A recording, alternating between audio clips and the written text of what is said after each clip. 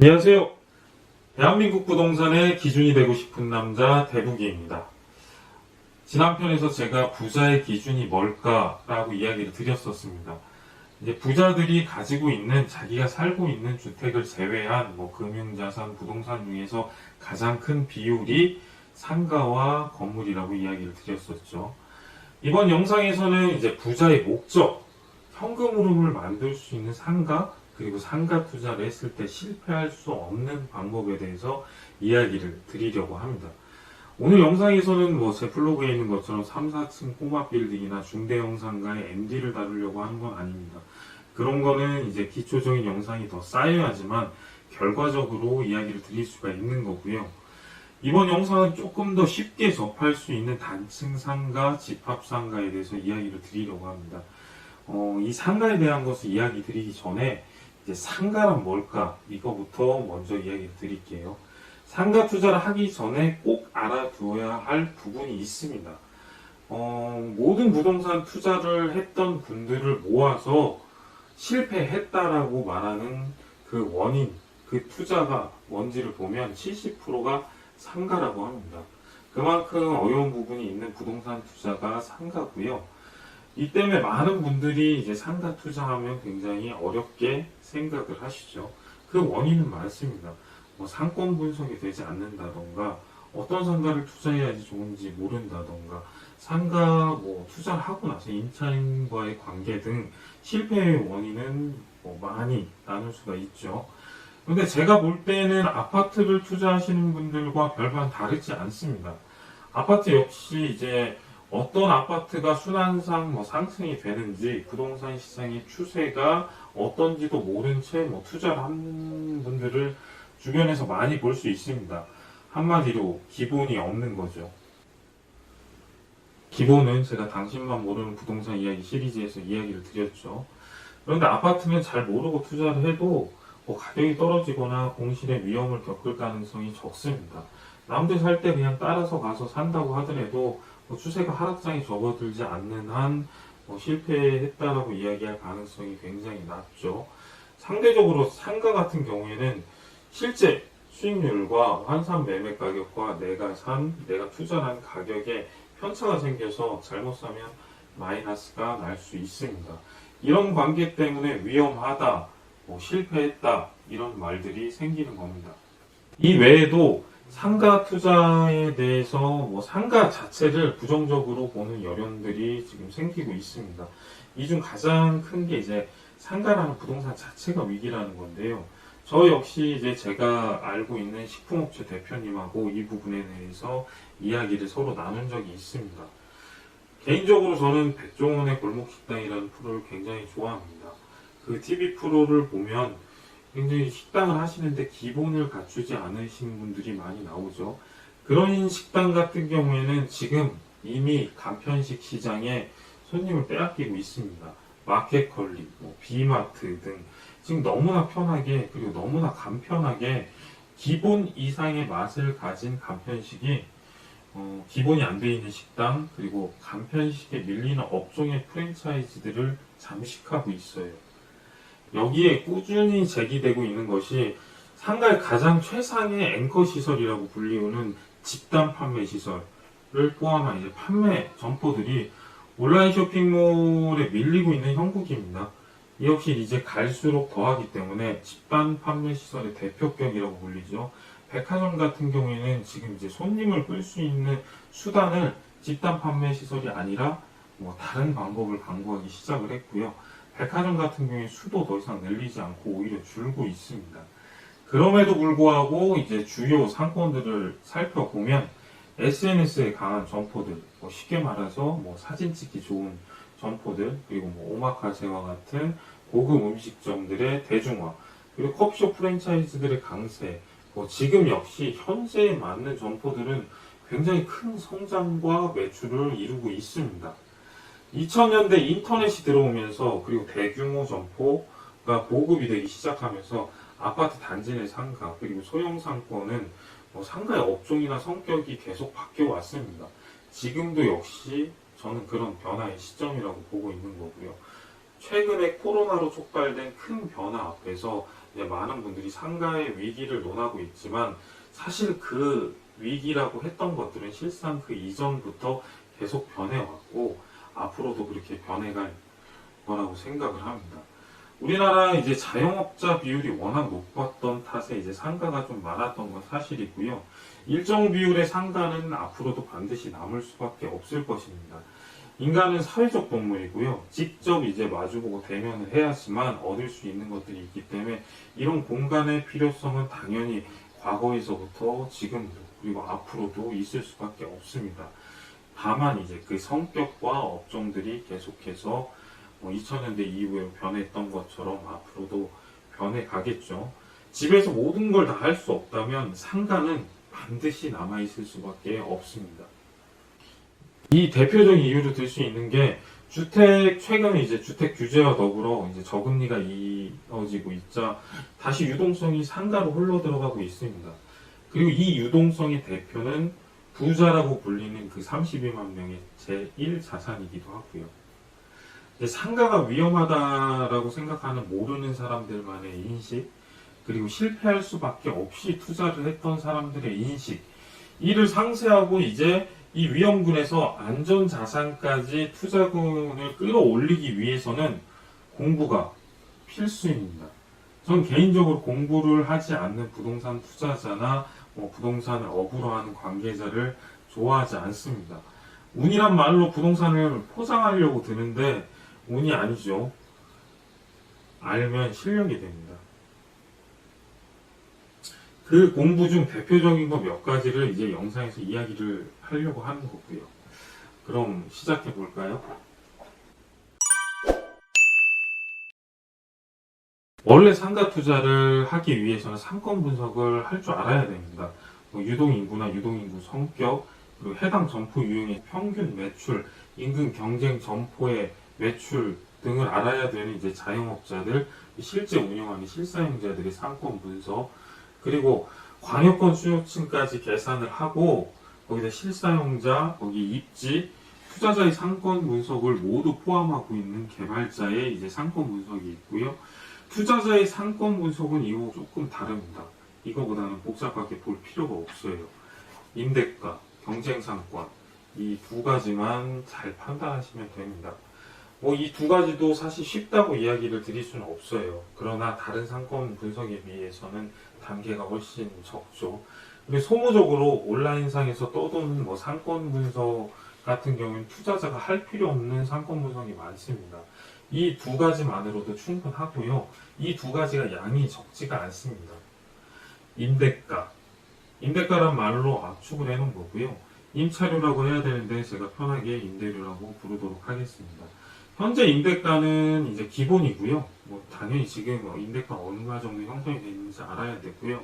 과거의 임대가, 그리고 평균 임대가, 상권의 임대가, 블록별로 나뉘어져 있는 임대가를 알아야 합니다. 실사용자의 매출을 알아야 되는 게 기본이지만 상권마다 사실 임대가가 블록별로 비슷하게 정립이 되어 있는 만큼 사실 실사용자를 파악하는 것보다 이 임대가를 파악하는 게 투자자의 상권 분석에서는 굉장히 중요합니다. 그럼 이 임대가로 평균 매매할 수 있는 환산 매매 가격을 계산을 해야 되고요. 내가 투자할 상가가 이제 그 환산 매매 가격보다 비싼지 싼지를 판단을 해야죠. 이때 이제 보기 좋은 떡, 누가 보아도 이제 좋아 보이는 임차인이 있는 상가는 매매도 굉장히 잘 이루어지고요. 일반적인 수준보다는 그 환산 매매 가격이 낮게 책정이 됩니다. 한마디로 매매 가격이 비싸다는 뜻이고요. 이때는 임차인의 경쟁력을 보는 것도 방법이 될 수는 있겠지만 그 임차인이 아닌 다른 임차인을 들어왔을 때를 가정을 하고 그때 받을 수 있는 임대료까지도 알아두셔야 됩니다. 이제 잘 떠오르지 않는다고 하시면 스타벅스를 떠올리시면 됩니다. 스타벅스가 있을 땐 그 상가가 30억이지만 스타벅스가 나가고 나면 20억짜리가 될 수도 있어요.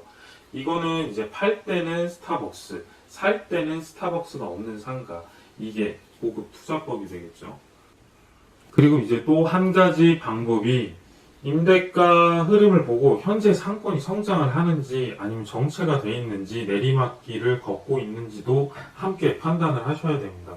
상가 투자는 이제 개별 점포를 투자하는 것이 맞지만 사실 상권에 투자한다고 보시는 게 더 맞는 말일 수가 있습니다.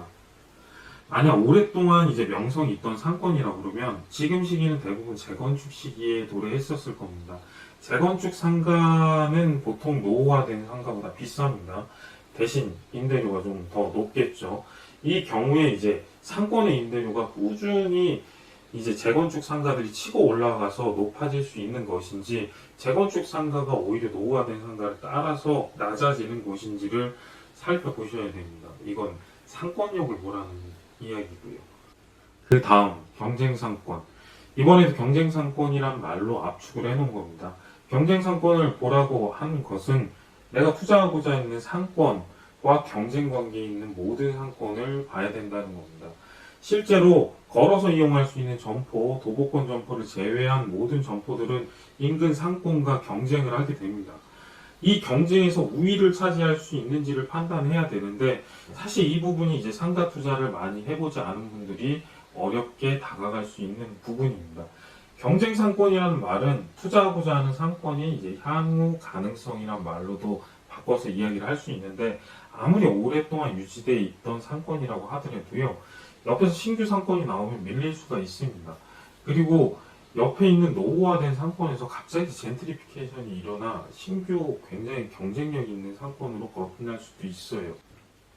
기본적으로 상가는 이제 개별적 물건의 특성이 굉장히 크기 때문에 예측하는 게 한계가 생깁니다. 다만 이런 예측이 어렵다고 하면 최소 이 상권이 유지될 수 있는 수준, 보통 도구로 이용할 수 있는 수요층, 그리고 지역 내에서 이 상권을 이용하는 수요층, 이걸 이제 1차, 2차 수요층이라고 하는데 이 정도 수요층이 이제 최소 유지될 수 있는 수준, 그리고 이게 지역권 상권으로 남았을 때 유지될 수 있는 수준의 임대가, 이 임대가에 맞는 상가를 찾아야 됩니다. 그럼 설사 이제 상권이 내리막을 걷는다고 하더라도 상권 자체가 무너지지 않는 한 마이너스가 날 가능성이 굉장히 희박해지는 거죠. 일반적으로 여기에 해당되는 게 이제 유명 상권은 아니라고 한다고 하더라도 이제 유동인구가 많은 역세권이 여기에 해당이 되고요.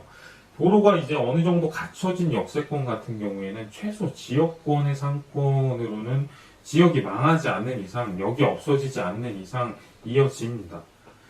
이제 조금 어려운 말이 될 수도 있는데요. 이제 경쟁이 많은 상권을 피한다고 해서 지방의 상권을 이제 투자하시는 분들 같은 경우에는 내리막을 걷고 있는 이제 구도심 상권 같은 경우에 뭘 보셔야 되냐면 도로 개선을 통해서 수익성이 향상될 수 있는지를 보고 들어가셔야 됩니다. 이건 굉장히 중요해요. 아예 상권 자체가 없어질 수도 있어요. 이는 당신만 모르는 제가 부동산 이야기 기본에 대한 걸 이야기 드릴 때 했던 이야기이기 때문에 길게 설명드리진 않겠습니다. 상가 투자할 때 그 어떤 것보다도 중요한 게 조금 전에 이야기 드린 임대가, 경쟁 상권입니다. 이 두 가지가 쉽지는 않습니다. 상가라고 하는 물건은 내가 살 때, 관리할 때, 팔 때 모든 단계에서 보상이 돌아오는 부동산입니다. 그러니까 노력을 하셔야 됩니다. 이제 그 다음 상가 투자할 때 알아둬야 할 것은 그림입니다. 일반적으로 상가 투자를 하시는 분들은 주구장창 위치만 이야기를 하십니다. 그리고 그 위치에 필요하지 않은 정보들도 모으고 그것도 얼마 알아보지도 않습니다. 괜찮다고 생각하면 이제 사죠. 그리고 후회를 합니다.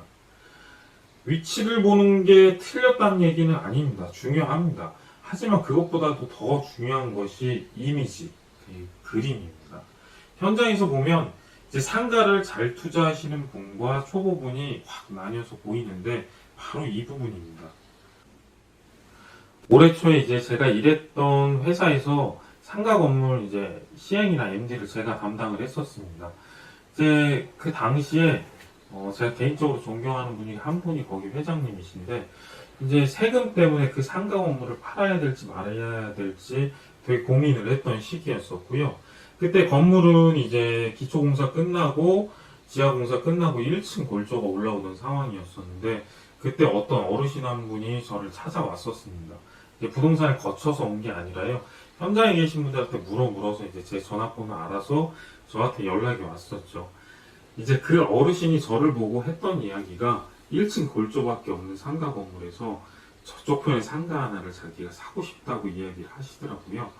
이제 당시에는 이 상가 건물이 집합 상가로 갈지 일반 상가로 갈지 매도를 해야 될지도 결정이 안 났던 상황이었었는데, 이제 뭐 금액이야 미리 뽑아놓은 게 있었으니까 상관없었긴 했는데 꼭 팔 이유가 없었던 시기였었습니다. 이제 그 어르신 같은 경우에는 이제 골조밖에 1층 골조밖에 안 나오는 상황에서 이 1층 주출입구 옆에 상가, 그 상가에서 자기가 어떤 임차인을 들여서 어떻게 운영을 하고 어떻게 이득이 날지까지도 그림을 그리시고 저를 만났었습니다. 어떻게 보면 남들은 그 옆에 있는 코너를 다 원할 수도 있는 상황이었고요. 실제로 가격 책정도 코너가 제일 비쌌고 주변에서 이야기도 나왔었고요. 근데 그 어르신의 그림은 거기 코너가 아니라 다른 상가를 그리고 계시더라고요. 그래서 그 어르신 이야기를 드려보니까, 이제 인근에 앞에 이제 대로변에 증권사들, 금융사들, 뭐 보험사들이 워낙 많았던 이제 오피스 수요가 많았었습니다. 그래서 저희가 짓고 있는 상가 건물 주변으로 음식점이 잘 되는 곳들이 꽤 있었어요. 30평의 음식점이 이제 매출이 월 1,000만 원이 안 되는 곳도 있긴 있었습니다. 그런데 바로 옆에 김밥집 하나가 10평 남집한데 이제 7천만 원, 월 7천만 원의 매출을 달성하는 데들도 있었고요. 전반적으로는 음식점 매출이 좀 잘 나오는 지역이었었습니다.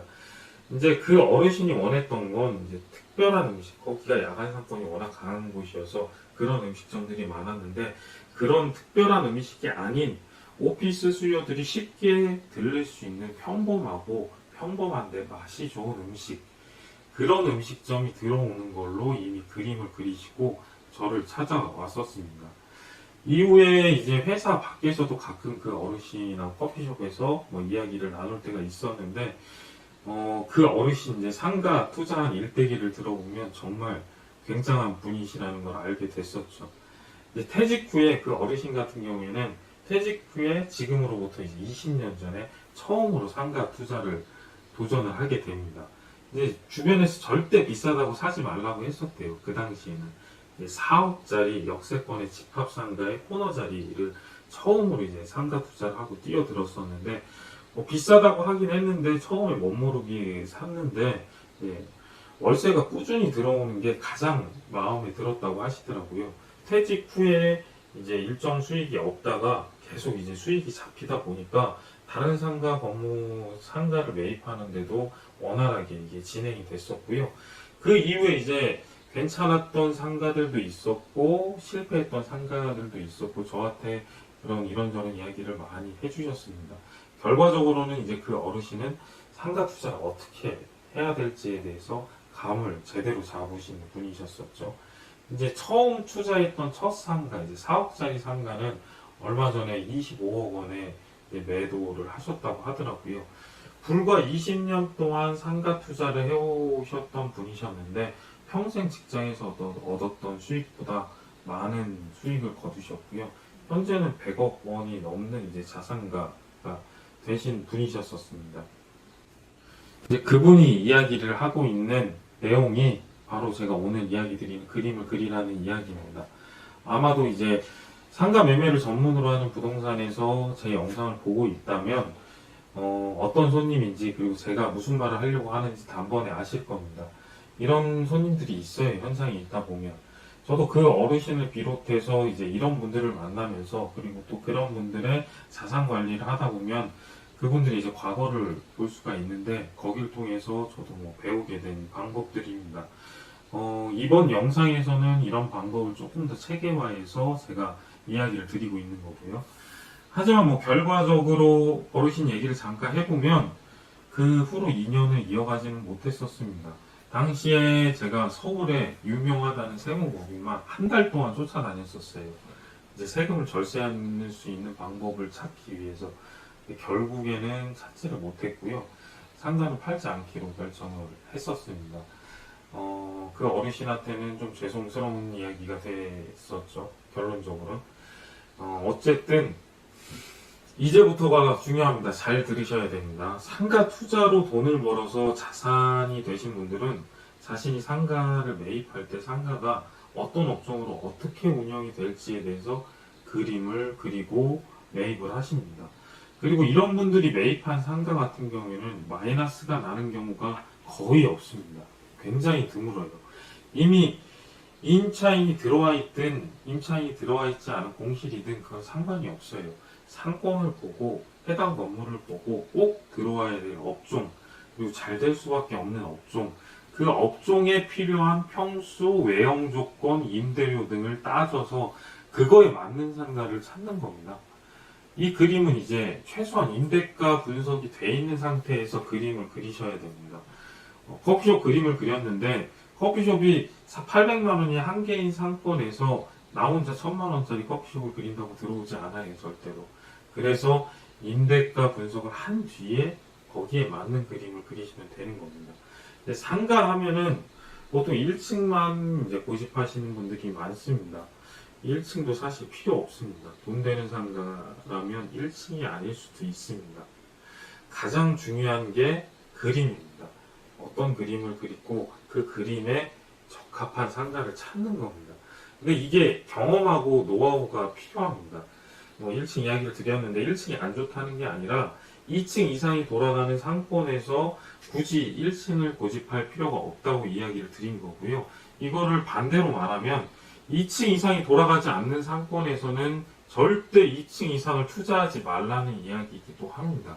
이 기준이 뭐냐면 2층 이상에서 거기 임대료 수준이 어떤지, 권리금이 있는지를 보셔야 되는 거고요.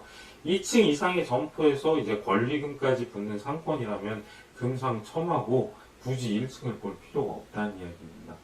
그 이유 중에 하나가 또 이야기를 드리면 초반에도 잠깐 이야기를 드렸는데 앞으로는 더욱더 대형 프랜차이즈나 경쟁력 있는 점포들이 비싼 임대료를 지불하고 1층으로 들어가는 걸 점점 더 꺼려하고 있고요. 상층부를 이제 선호하는 걸로 변화가 되고 있습니다.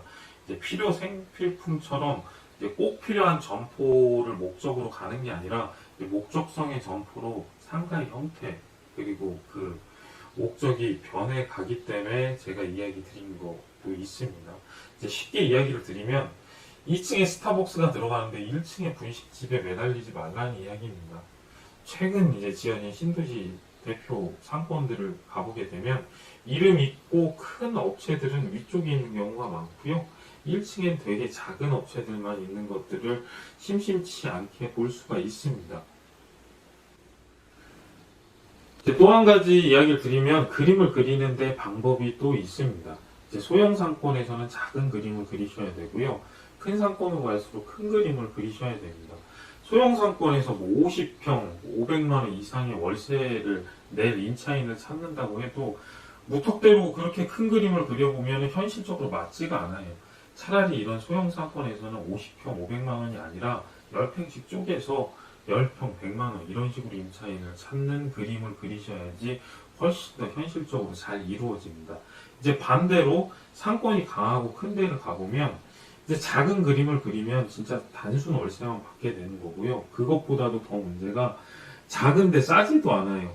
상권이 강하다 보니까. 그럼 문제 생길 확률이 높은 임차인을 데리고 임대를 하게 되는 겁니다. 상권이 강하면 그 강한 만큼 거기에 맞는 경쟁력을 가진 점포의 그림을 그리는 게 맞습니다. 그래야지만 경쟁력도 생기고요. 관리도 편해지고요. 조금 전 제가 어르신 이야기 드렸던 것처럼 시세 차이까지도 가능해집니다. 또 한 가지를 더 이야기 드리면 집합상가 같은 경우에는 단독 임차가 필수입니다. 그래야지만 임대를 하기도 편하고요. 관리도 편하고요. 재산권 행사의 모든 행위 자체가 편해집니다.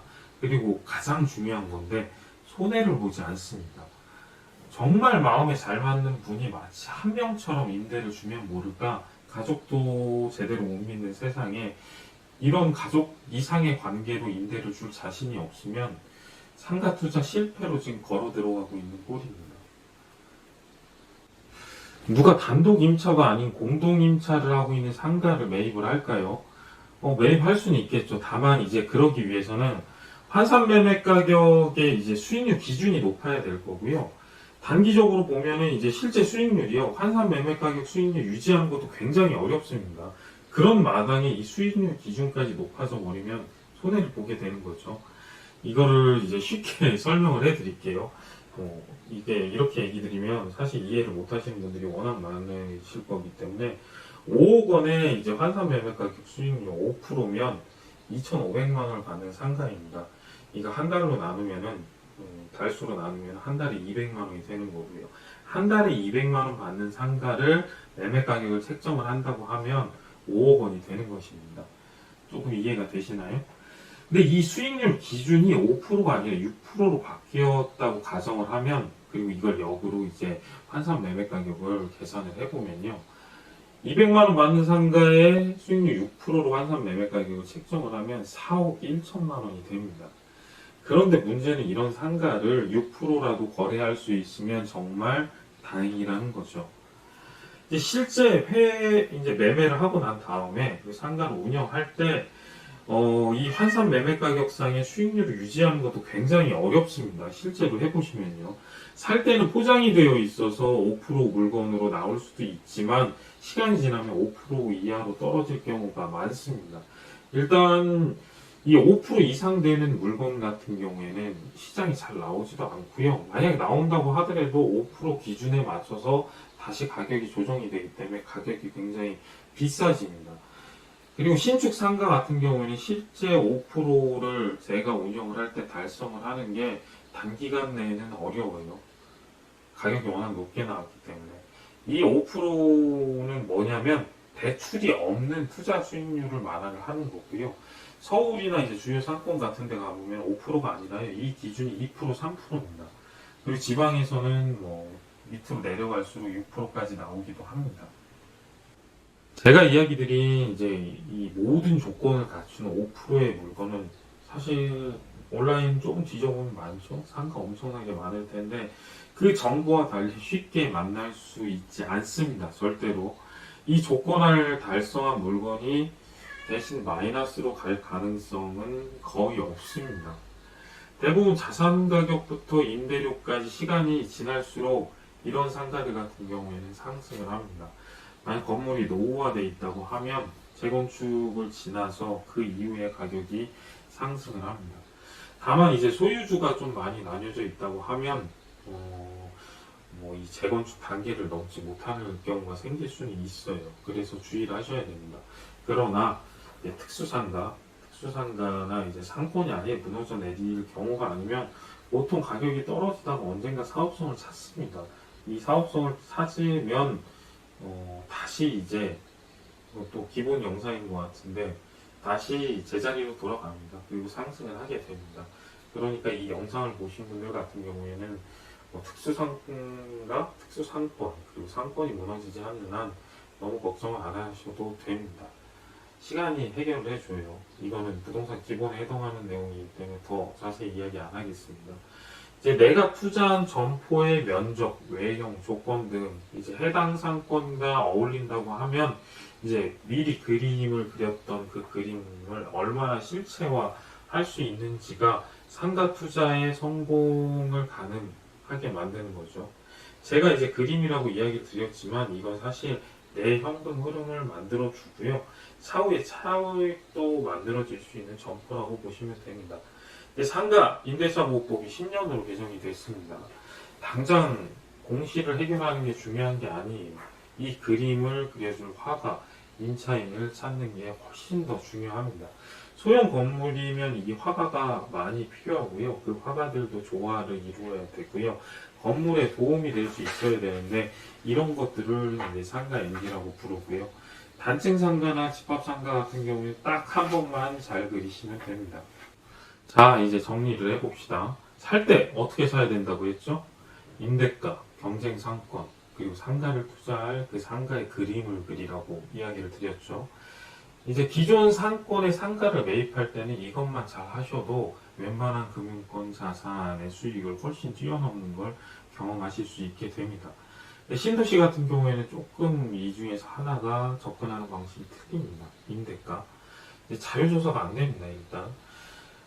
그런데 이제 최근 행정구역별 매출액 자료를 보게 되면 급상승하는 상권은 전부 신도시입니다. 모두 올 기회를 찾으려면 신도시로 가는 게 맞긴 합니다.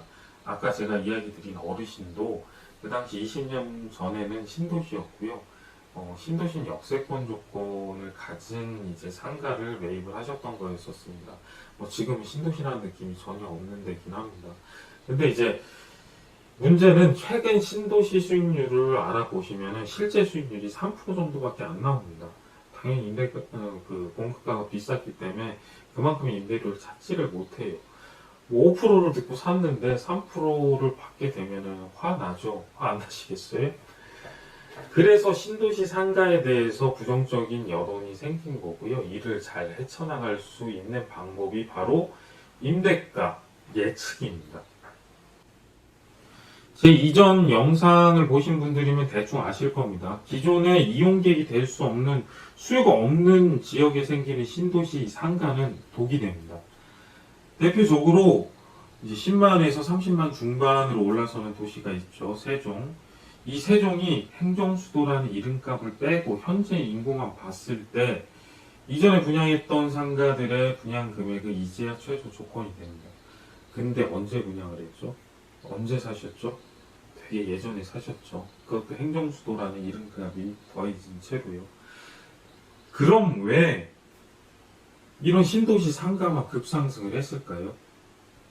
이용객이 생길 수 있는 여건, 상권이 생기면 인근 수요층이 바로 이용객이 될 수 있는 이 여건을 가진 상권만이 상승을 했습니다. 모두.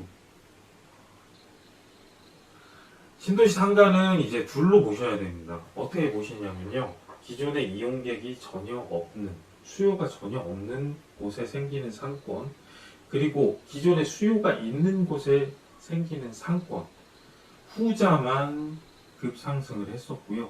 이런 상권 같은 경우에는 도시 내부의 인구가 아니라 도시 주변의 인구가 1차 이용객이 되고요. 그리고 도시 인구가 차오르면서 여기에 배후 인구가 또 이용객으로 같이 잡힙니다. 이런 상권 같은 경우에는 이제 배후 인구를 제외한 근처, 이제 상권의 관계는 제가 아까 이야기 드린 경쟁 상권, 그걸로 보시면 됩니다. 기존 상권하고 똑같이 경쟁 상권으로 판단을 해보시면 되는 겁니다. 이런 신도시에 진입할 때는 수요층 분석을 해야지 임대가를 잡을 수 있는데, 임대가 예측을 할 수가 있는데, 어렵습니다. 실제로도. 이게 어렵다고 하면 입지 여건이 최대한 비슷한 도시의 상권에 이제 임대료 두 곳을 비교 사례로 보고 진입을 하셔야 됩니다. 이건 경험이 좀 필요한 부분인데, 제가 아까 이야기 드린 대로 임대가 조사를 하시다 보면 보여요. 그리고 수요층 폭만 보수적으로 잡으면 실패 확률은 확 줄어듭니다. 그리고 그 비교 사례로 임대가 기준을 잡은 걸 토대로요, 진입을 하시면 됩니다. 이 임대가 잡기가 어려울 수도 있지만, 보통 요즘 생기는 신도시 같은 경우는 상업지 필지가 적어서, 비교 도시에 비해서 해당 임대가를 잡는 게 어렵지 않아요. 임대가를 잡았다면 중요한 것은 이제 그림입니다. 막상 해보면 제가 이야기했던 것들보다, 그리고 앞으로 얻어질 것보다 어렵지는 않습니다. 수익을 생각해보면 수익이 막연한 부동산 시세의 이제 추세에 의한 시세 차익이 아니라 이것은 예측이 가능하고요. 만들 수 있어요. 그리고 내가 노력을 하면 크게 높일 수도 있습니다.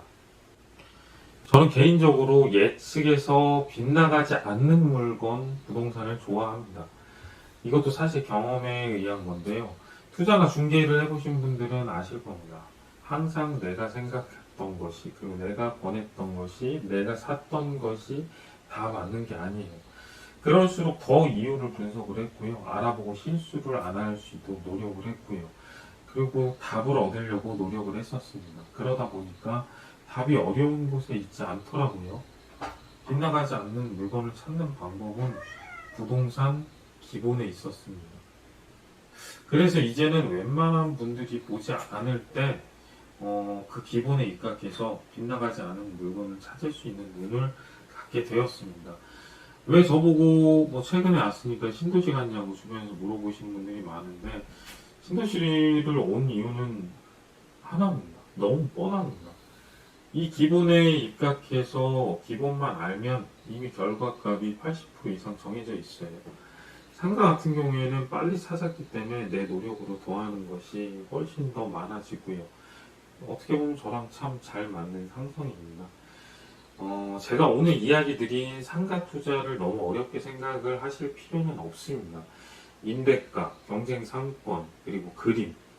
이게 어렵다고 하시면 자신의 주변에서부터 찾아보세요. 수년간, 이제 어떤 분들은 수십 년간 봐온 상권들이 있을 겁니다. 거기에서 임대가, 경쟁 상권, 그리고 그림을 그려보세요. 그럼 벌써부터 자료조사 안 해도 일정 부분이 떠오르시는 분들이 계실 겁니다. 그러면 그렇게 시작을 해보시면 상가 투자, 그리고 그 이후에는 건물 투자가 다른 어떤 투자보다 매력적이라는 걸 알게 되실 겁니다. 어떻게 오늘 영상 도움이 되셨나요? 도움이 되셨다면 좋아요, 구독 잊지 마시고요. 이상 대한민국 부동산의 기준이 되고 싶은 남자 대북이었습니다.